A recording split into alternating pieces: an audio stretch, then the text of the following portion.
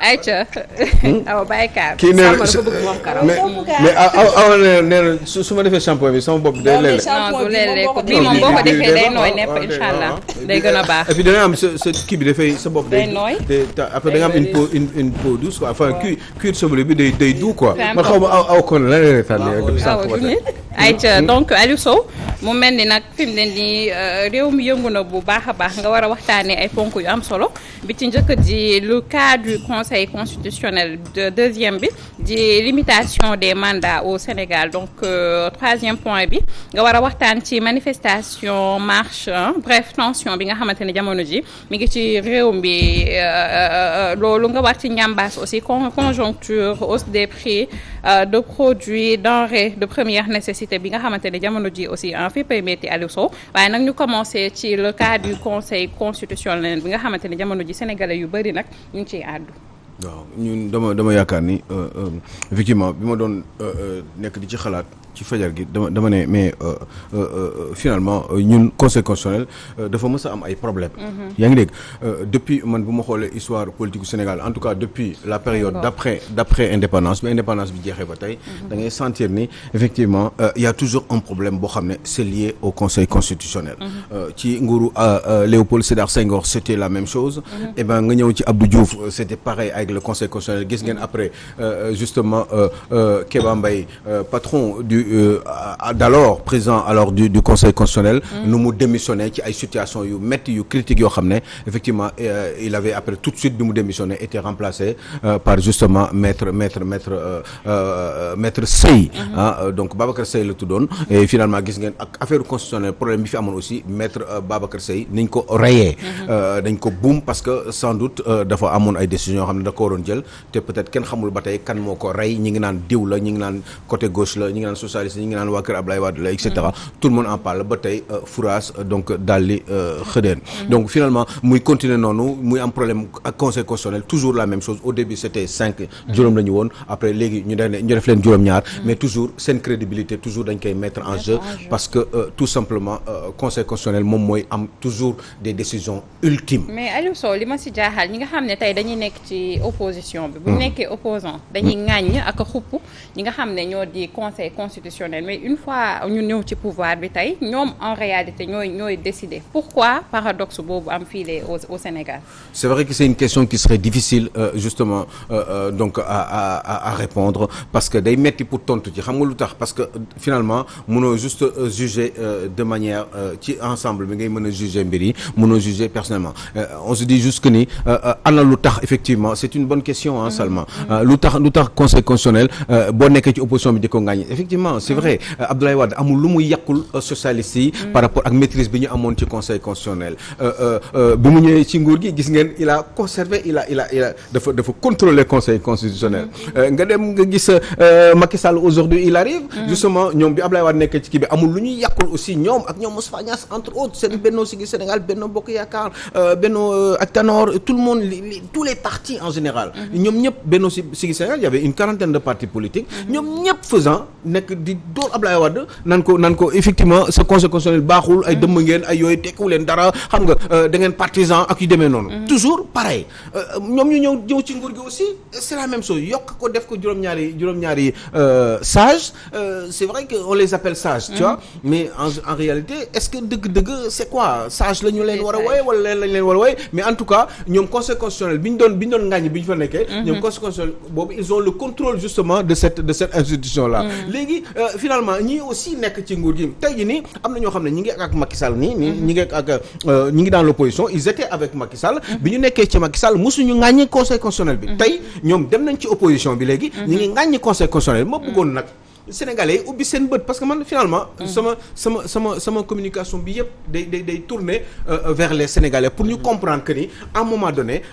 il faut que ñoom ñu garder seen lucidité xam ni conseil constitutionnel dafa am ñoo xam ne ñoom ñoo ko tënk et c'est toujours le pouvoir moom moo koy tënk te pouvoir képp ku fi nekk en général da ngay fexe def tout pour di ko contrôler ndax li nga bëgg yow nga mën di ko defloo éventuellement wala boo ko waxul sax moom dina comprendre parce que en général il suffit juste de choisir Mbaye pour xam ndax Mbaye mbay li nga bëgg ci lay ànd wala pour choisir ndax mbay dina doon quelqu'un libre xam nga Kéba Mbaye bi muy démissionné c'était décevant pour ceux qui étaient au pouvoir parce que moom dafa waxoon ni mënul continuer ci lii keneen ki ñëwoon aussi bi mu ñëwee ñu yaakaar ni xëy na dina def yu bari mais gis ngeen quiproquo bi amoon ak problème yi amoon ba finalement dañ ko mujjee boom parce que tout simplement sans doute dafa waroon jël ay décisions yoo xam ne xëy na arrangé wul woon nguur gi un moment boobu kenn xamul wala arrangé wul aussi opposition bi ba tey nee naa la ñi ngi ŋàññ opposition bi ak nguur gi képp ngi ñoom ñëpp ñi ngi tamante dëmm ne diw moo ko rey wala diw reyu ko muy maître Babacar Seye gis ngeen toujours mu continuer toujours problème toujours conseil constitutionnel donc finalement lan mooy problème est-ce que un juge au Sénégal peut être véritablement libre ak suñu style mooy question yi ñu war a poser est-ce que juge mën na libre au Sénégal juge parce que finalement li tax ñuy poser question boobu mooy li ma wax fi ñu jóge la problème dafa mës a am juge constitutionnel yi léegi est-ce que mën na libre et puis surtout ñi koy ŋàññ bi ñu nekkee ci opposition bi bu ñëwee ci nguur gi ñoo koy téye. pourquoi il ne change rien dafa sama xel dafa am si lu mu ñëw conseil constitutionnel bi mu décidé Ablaye Wade dafa am droit am troisième mandat troisième nee na deuxième la woon ñu bari dañ ko ŋàññ ku ci mel ni Barthélémy Diaz moom il avait même avoué que Abdoulaye Wade am na droit am troisième mandat mais il fallait que ñoom ñu jouer seen jeu politique pour lan pour ñu nax pour nax sénégalais yi il faut oser le dire parce que conseil constitutionnel bu ñu nee 7 sages waaw maanaam ñoo xam ne leen fee teg ñu war a supérieur wala sax ñu jox leen xel ak xalaat ak ñëpp leen bàyyi xel ñoom ñoo war a bañ a nangu ku fi toog ci nguur def leen yatu xeexukaay ñoom ñoo ko warta nangu alal du ma ko jaral kër suuf yi ñu lay daggal wala alal yoo xam ne dañu la koy gere nga koy teg sa poche du la ko jaral ba nguur gu fi mënti toog rek sa yatu xeexukaay lañ lay def di la yóbbu de gauche à droite ku ñu bëgg a dóor jël conséquence dóor ko ci sa kaw politiquement dafay doy waar mais xam nga mënuñu leen wóolu pour ne leen ñoom ñoo ko war a nangu parce que finalement gis na ni Thioro loolu dafa mës di ko ne di am pourtant am na ñu yàgg di leen xeex naan ñoom li ñuy def baaxul dañ waruñu nangu ñuy nekk sous la tutelle du patron de l'exécutif ak yi demee noonu du chef de l'État du gouvernement en place waruñ chaque fois ñu ngi koy wax. on avait vu le président Sall quand il était opposant li mu doon wax ci conseil constitutionnel. mais tey moo ñëw dooleel leen ñoom Moustapha Niasse tout le monde laa lay wax nii. et pourtant ñoom bi ñu ñëwee ci nguur gi c'est pareil. léegi lan am na ñoo xam ne sax plus récent wax naa la ko sànq ils étaient ñi ngi woon ak Macky Sall. pendant pratiquement 8 ans 9 ans. tey ñi ngi ci opposition bi mais ñoom tey jii nii bi ñu nekkee ci Macky Sall waxuñu waxu conseil constitutionnel. non mais pourtant léegi bi ñu demee ci opposition bi léegi ñi ngi ngaañ opposition bi donc sénégalais yi est-ce que waruñu comprendre aussi que ni y a quelque chose qui ne va pas. je crois que ce problème bi man gëwuma loolu xam nga lan laa xalaat. dama xalaat ni il faut que ñu defaraat institution Sénégal yi xool yan anam lañ ko mën a tëggee. ba nga xam ne ku nekk da ngay am sa liberté. parce que aussi bu fekkee ni juge bi. mooy question bi ma doon pose est-ce que juge mun na libre au Sénégal notamment le juge constitutionnel. parce que bu fekkee ni da nga libre aussi mais ki lay fal mooy seet lu ko neex mu def. fal bi falu c'est de manière discrétionnaire. maanaam da lay fal te amul képp ku mu amul comment dire. amul ku muy laaj. day yeewu xalaatam lay demee lu ko neex mu def am na bu ko neexee yi mu yeewu suba la ne awa kon da laa bëgg a def juge constitutionnel wala yeneen juge sax yaa ngi dégg donc est-ce que du foofu la ñu war a lijjantee mbir mi parce que boo demee dans les grandes démocraties un président de la République il ne peut pas bon évidemment pour cas aux États-Unis cour constitutionnelle lay doon moom à peu près moom lañ ko mën a tuddee yaa ngi dégg président bi balaa moo décider di choisir Mbaye Laye pour mu nekk juge constitutionnel juge boobu déjà bu ñu ko defee bu ñu ko tegee juge constitutionnel c'est juge à vie la kenn du ko mën a dàq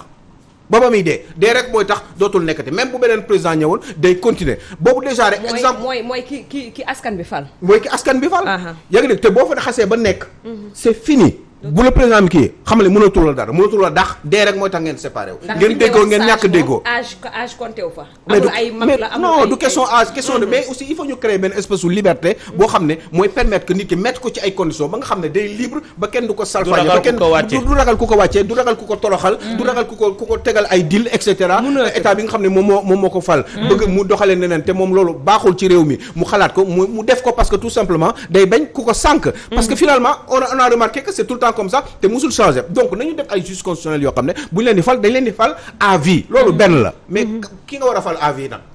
foofu mooy problème. ci yan critères nga ko war a falee. il faut pas que mu doon de manière discrétionnaire ci côté président de la République il faut que président de la République mu def ay propositions. Assemblée nationale waxtaane ko. moom ay système aller-retour ñu waxtaan ci ki nga xam ne moom mooy représenter les institutions au niveau de l'Assemblée nationale en tant que ministre de la République bu demee Assemblée nationale président moo xam nu mu koy yónni ni mu ko bëggee ak yu demee noonu bu demee li ko président yónni mu waxtaan ci ak waa Assemblée nationale gëstu ko mais mu doon carrément beneen problème encore parce que Assemblée nationale boobu di ko waxtaanee man bëgguma tëbu Assemblée nationale boobu. parce que man gëm naa ne Assemblée nationale boobu amuñu maturité ak xam-xam pour xam exactement nan la ñu war a mën a waxtaanee pour génne benn choix. ci proposition boobu nga xam ne moom le président de la République def pour un juge constitutionnel parce que pour mu def ko par exemple le président dañoo ne Coro laa bëgg. ñu yóbbu ko Assemblée nationale mais Coro bés bu demee bés bu ministre yow Salma ministre de la République boo xam ne ministre chargé des institutions wala yu demee noonu. nga dem défendre parce que président amul droit dugg Assemblée nationale. tant que président la loolu c'est la tradition. yaa ngi ne léegi président boobu noonu bu fekkee ne yónni na yow Salma. pour nga ngeen choisir ko Coro pour mu nekk juge. juge constitutionnel président boobu bu demee Coro ministre bi mu yónni bés bu demee yow Salma boo leen demee Assemblée nationale mais kan nga fay fekk il faut pas nga fekk fa ay députés yoo xam ne mënuñu bind wala xamuñu li xam-xam wala xamuñu les sciences politiques wala comment fonctionnent les régimes politiques wala expérience précédente yi nga xam ne moom moo am dans les grandes démocraties qui ont fonctionné et qui n'ont pas fonctionné mu xool ci exemple yooyu ñu tënk dara par rapport à notre culture choisir quelqu'un de bon mais waxtaan boobu il faut ñu xam que il faut que nit ki mu am xam-xam xam-xamu droit xam-xamu yoon xam-xamu moral xam-xamu éthique il faut que son comportement dans ses attitudes de tous les jours mu doon quelqu'un d'exemplaire pas quelqu'un qui maîtrise juste le droit parce que en général quand on maîtrise le droit et que on n'est pas vraiment sérieux wala da nga am jikko caay-caay mën nga ci manipuler nu la neexee la preuve ki ànd ak opposition bi qu'est-ce qu'il fait day traité day interpréter ay lois par rapport ak moom yëg-yëgam bi mu selon que ci kii bi la nekk selon que ci opposition la wala ci nguur gi xool leen des grands constitutionnalistes ngay gis ki nekk à droite àndul ak nguur gi kii ànd ak droite ku si nekk di jox interprétation dëgg léegi mais des fois duñ si boolee dëgg honnêtement seen aqulay taala parce que seen technique mbay laay mais Alioune Sow foofu da nga laal fu am solo tey jii kenn ku ci nekk côté bi la neexee foofu ngay développé ñu ngi lëndëmal xelu sénégalais yi absolument léegi dëgg bi doo xam fu féete dëgg la nañu bàyyee di ñu nax toujours da ngay gis nit buy développé da ngay xam ne kii li muy wax boppam lay xàllal moo tax mbay may bëgg sénégalais yi moo tax samay communication yëpp en général j'essaie de m'adresser aux Sénégalais pour waxtaan ak ñoom pour xel yeewu tuuti ñu xam ni des fois gars yi parce que regarde mais nan nga mën a comprendre Barthélémy Dias mu taxaw tey benn jour mu ne fii yàlla rek a tax may wax parce que dañuy dee quoi dañ lay suul fi dara jar ko fi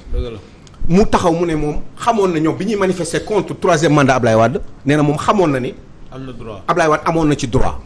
mais droit légitimement droit ci këyit mais bu Ablaye Wade bi mu daan wax avant bi mu daan wax mais moom sóoraale woon boppam pour moom physiquement Ablaye Wade am un troisième mandat. sóoraale ko woon Macky Sall c'est exactement la même chose. waa léegi qu'est-ce qu'il faut faire est-ce que parole moo war a baatu coro moo war a jiitu que constitution wala constitution moo war a jiitu baatu coro. moi je pense que baatu coro ak baatu Aliou Sow amul importance. li am importance mooy la constitution te constitution dafa am ay nit ñoo xam ne. alors Aliou Sow kon dafa mel ni da nga bëgg a wax ni que problème mu limitation des mandats vraiment débat boobu waruñu ko woon poser fii nii ci Sénégal jamono. c'est-à-dire que je sais pas je crois que ni ñuy ñawee constitution bi ni ñu koy tabaxee. man toujours moo baaxul day am ay xaw ma ay omission lay doon ay fàtte wala ay yëfu caay-caay ci biir wala yu demee noonu parce que aujourd'hui constitution bi dafa flou parce que mais Aliou Sow mën nga aussi remarquer aussi que nguur gu fi ñëw da ngay tëggaat mais oui mais c'est mooy caay-caay ji ngay wax nguur gu fi ñëw la ngay def mooy réformer constitution bi tëggaat def la nga xam ne ni moom moo lay arrangé te décision yi nga xam ne dañ koy jël comme lu ñuy wax ay jurisprudence de diw ak kee buñ koy wax à chaque fois da ngay gis que dañuy bàyyi loolu indiwaat leneen ci kanam loo xam ne nii amaana dañuy rattraper à chaque fois ci ni ñu koy yoon santaane wala ni ko yoon tëggee loolu nag li ngay wax nii expliquer lépp wax dëgg fa yàlla sujet bu am importance la mais ñi nga xam ne ñoom ñooy les 7 sages ñu ñëw tëggaat président Macky Sall ñëw tëggaat constitution bi yokkaat ñi nga xam ne ñoom ñooy sages yooyu mu yokkaat leen am na loo xam ne ni mooy arrangement am Abdoulaye Wade ci jamono ba mu ko doon def am na ci loo xam ne ni moom la doon def pour mu arranger ko donc ñooñu nga xam ne ni ñoom nga expliquer ne ñoom la ñuy jël à chaque fois def leen seen yatu xeexukaay dans les normes te sénégalais di leen bàyyi xel ku ci nekk war a defee sa akulaay taala ndax yaa ngi koy wax léegi ku ci nekk war a xool sa tëraay yi bàmme te bu ñee sage ça veut dire que ñoo xam ne ni seen xam-xam déjà kenn tabletu ko waaye itam seenu ko màgg ci seen âge ak yooyu war na leen feet ak bàyyi leen xel ñooñu bu ñu demee ba ànd ak nguur di salfaañe dañuy wax ne Sénégal kon daanaka lépp a salfaañe xam nga akulay taala man sama bopp laa gëm dëgg la bopp laa xalaat mooy ma wóolu ñeneen ñi comme wóoluwuma ñeneen ñi nag benn solution kese la am mooy ma réfléchir ci nan lañu war a mën a tëggee constitution bi ba képp koo xam ne da nga am ay jikko caay-caay yoo si bëgg a def bu boobaa effectivement boo ñëwee constitution bi mooy dal sa kaw yaa ngi dégg ba nga xam ne yoo am na yoo xam ne dafa war a doon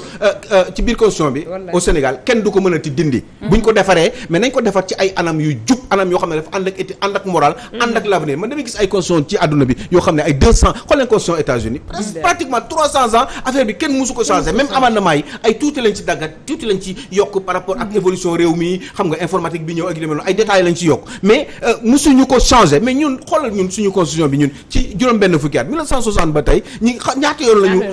la ñu salfaañe biduyee constitution bi defar ko taayee ko teggi ko machin et cetera pourquoi ñuy def loolu yëpp est-ce que ñun dañu am problème parce que si ñun la parce que ñun suñu bopp rek la ñuy sóoraale parce que tant que c'est pour l'intérêt du pays bu dee pour intérêt du pays rek lan mooy problème bi pourquoi par exemple un juge constitutionnel bu ñu ko falee kenn dootu dee rek moo tax mu day pourquoi comme ça kooku bu ko wóoree ne kenn dootu ko dàqati wax dëgg yàlla ñu choisir ko ci éthique ak morale ak xam-xam mais kooku day liggéey normalement ba pare mettre ko ci ay conditions pour mu am la liberté nécessaire parce que constitution quand même il faut qu'à un moment donné sa baat ak sama baat wala sa xalaat ak sama xalaat amatul importance li am importance mooy dafa am koo xam ne au dernier moment mooy dajale ñëpp pour décider te kooku décision bi mu war a jël ñëpp dañ ko war a respecter mais lu tax ñu ne diw ëllëg yow diw li mu wax baaxul ëllëg ma ne non diw li mu waxoon pourtant baax na de waaye dama doon politique moo tax ma waxoon diw ba xam nga yooyu c'est pas bon. Ils lisent le droit à leur guise. mais à leur guise mais est-ce que véritablement dëgg la ñuy wax wala déet est-ce que aussi des fois ci biir constitution amul ñu baax ak ñu bon amul ñu manipuler amul ñu mën a manipuler mais loolu yëpp mënumaa wóor tant que teguñu un juge constitutionnel nga xam ne boo ko falee da nga koy fal à vie te ni nga koy falee du président bi mooy yeewu suba teel rek choisir mbay laal président bi day proposer gars yi dem discuter ko ci assemblée nationale waaye assemblée nationale boobu na doon assemblée nationale boo xam ne beneen lay doon boo xam ne man du bii ma gis nii parce que ni ñu leen di falee tamit encore une fois am naa problème ak ñoom parce que bugguma ni ñu leen di falee ni ñu leen falee gis naa beneen façon yi faleel boo xam ne député bi moom tamit day am plus de liberté plus de xam-xam plus de morale et plus d'éthique parce que bu boobaa ci gox ba lañ koy choisir te du mënati ñëw naan député président de la République nee na tuuti liggéey bi am na solo dégg nga. kon gaaw na nii de. waaw wax naa ba kii dafa neexoon moo tax. dafa neex waaw lu neex du doy dañu koy dog dem ba beneen yoon. incha allah di jaajëfal la maman Henriette la sista Néné maman Khady Seck maman Gisèle Goudiaby tata Fatima Samoura ak Assane Gueye ak maman Kéwé Diallo bu baax a baax. Fatima Taba aussi nekk yëmbal. et ben aussi y en a beaucoup ah yéen ñëpp ñi wax ak man di day man si mbedd bi tout ça je vous aime très très fort. dinaa gën a góorgóorlu et j'espère toujours que je travaille bien si je me trompe fu ma juumee ci suba sa dinaa ñëwaat ne dama juum ndax man nit kese la j'essaie juste de penser et di may xalaat di may def dëgg la waaw sa nen tuuti la te ñaanal ma am kattan gudd fan ndax am naa yéene bu bari ci réew mi yàlla baax na ça va aller inchallah ñu jëlee tout de suite la toile